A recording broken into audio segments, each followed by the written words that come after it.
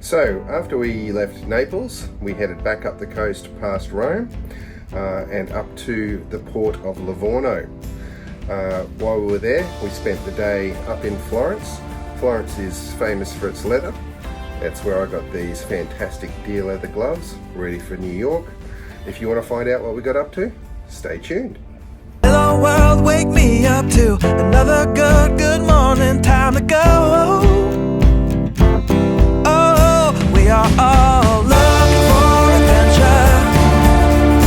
We are all looking for adventure. We are all looking for adventure. We are all looking for adventure. We are all looking for adventure. So we left the port of Naples and headed back up the coast past Rome to Livorno. Now Livorno was an interesting little port. Had a cute little lighthouse at the entrance to the harbour. Once we got to port, we jumped on a bus and headed to Florence. Bus ride took about an hour. Now we've been to Florence before. Absolutely beautiful city. All of the buildings have terracotta roof tiles, and in the centre of the city is this big basilica or Duomo. The bus drive, as I said, was great. It didn't take long at all. Once we got there, we orientated ourselves, took a couple of snaps, and then found our way to the central market. Now the central market was really interesting. We hadn't actually been there before. We actually bought a bag of fruit, dried fruit from this stall. It was some of the best dried fruit we'd had. Absolutely delicious. We had a good look around, all sorts of interesting meat, some massive pig trotters, biggest that we'd ever seen. We were quite intrigued in the produce section at these tiny little strawberries. They called them forest strawberries. We didn't get any to try, but they definitely look interesting. There was cheeses and pastas and herbs and spices. Very interesting place to look around. The yellowest chickens we've ever seen. Some interesting offal there. All sorts of cured meats and cheeses. There were also little cafes dotted around where you could get a bite to eat if you wanted to as well. Definitely an interesting place to visit, and the smells of all the food were absolutely delicious. After that, we had a bit of a walk through the beautiful streets of Florence, looking for that basilica so we could get a few photographs. It didn't take us too long to find it at all. The Basilica is one of the most beautiful buildings in Florence. It can be seen from all over Florence and afar.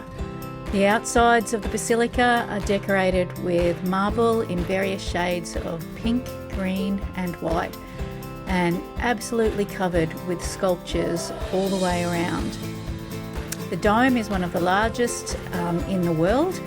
When you're in Florence, you learn very quickly that Michelangelo and Donatello are more than just Ninja Turtles. Donatello was a sculptor who was commissioned to prepare a number of the statues that are on display around and within the Basilica. So if you visit Florence, you definitely have to go and see the Duomo. It's spectacular. After that, we took to the streets looking for a shop called Firenze Raku. Now this was a shop that Sharon had been looking for to find a souvenir, and they made handmade clocks. Now these clocks were made of clay. Very interesting process that the Italian family used to make the clocks. We're actually able to steal a little bit of footage that they had on display in the store of the process they used to make them. Basically they're made from clay. They hand paint all of the faces, lots of different designs, and then they have a specific process to fire them, which look quite spectacular. Anyhow, Sharon managed to get her souvenir, which was excellent. From there, we took to the streets again and headed through one of the main squares. Now this square has lots of different statues on display. We'd seen them before, so we didn't stop to take too much of a look. There's also a big clock tower in that particular square. Anyhow, we were heading towards the old bridge.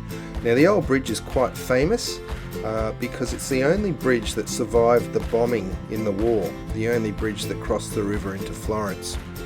Now if you're enjoying the video, make sure you like, subscribe and hit that notification button to find out where we're off to next. Anyhow, back to the old bridge. Very famous. It's also called the Gold Bridge. Now they call it the Gold Bridge because the shops all the way along both sides specialise in selling gold jewellery. Now if you've got lots of money, definitely worth a visit to buy some jewellery. If not, definitely worth a visit just to go and have a look. There's also some absolutely spectacular views up and down the river from the central point in the bridge. Lots of people take photos there, so worth a look. From that point we headed back to the square, and we actually headed back to that central market. Now upstairs, earlier in the day, we'd actually had a beautiful pizza from there. We were a little bit hungry again, and we were after a cup of coffee and some dessert. So we went and had a couple of these beautiful Italian pastries, and also Sharon's favourite, a cannoli.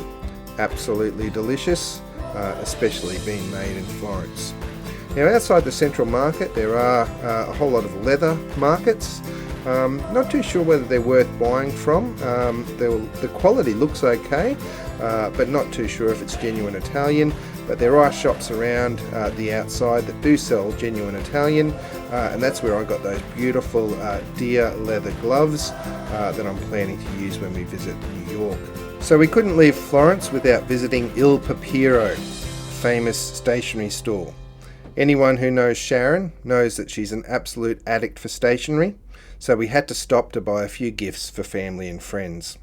That wrapped up our time in Florence, so we jumped back on the bus and headed back to Livorno to board the ship for our next destination, Cannes. Don't miss that one.